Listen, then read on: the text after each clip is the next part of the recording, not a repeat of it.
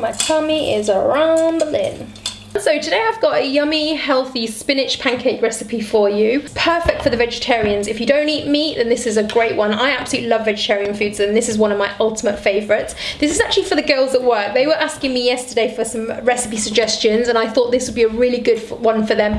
So I'm gonna film it for you guys and for them. The first ingredient you're gonna need is some gram flour. Sometimes it can be called besan or chickpea flour, but it has a lovely nutty kind of taste to it. So I normally just eyeball everything I do. So I'm just gonna chuck pretty much 2 parts of this flour, and I don't have very much left, so I'm gonna use it all up. I'm gonna use 1 part chapati flour, and if you don't have chapati flour, don't worry about it, you can just miss this out. The main ingredient is the gram flour. Then you're gonna pour in around this much sort of lukewarm water. Start with a little, grab your whisk and just start slowly whisking, just making sure there's no knots. And if it gets too thick, add a little bit more water. So this is too thick at the moment, so you need to add a little bit more water to that.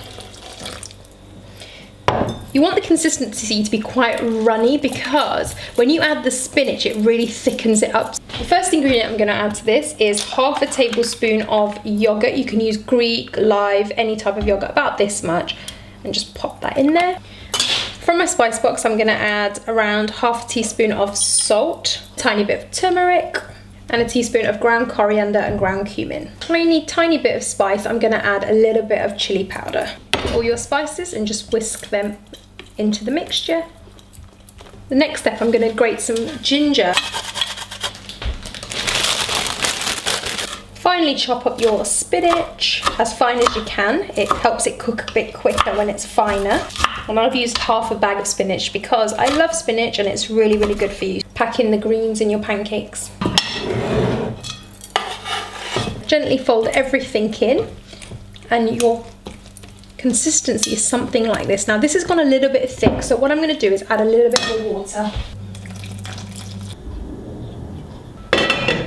Grab a ladle. Make sure your oil is hot before laying any pancakes. If your oil is cold, then they're not going to go crispy.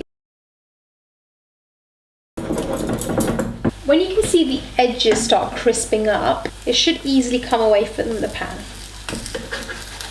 I can see it's starting to go nice and crispy and brown on the bottom, so I'm just going to flip it.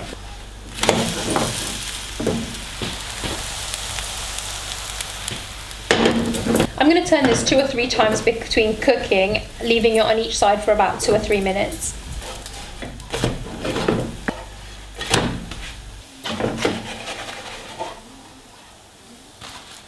Squeeze a little bit of lemon juice on, just for a little bit of added zing. And trust me, this is absolutely delicious. You will love it.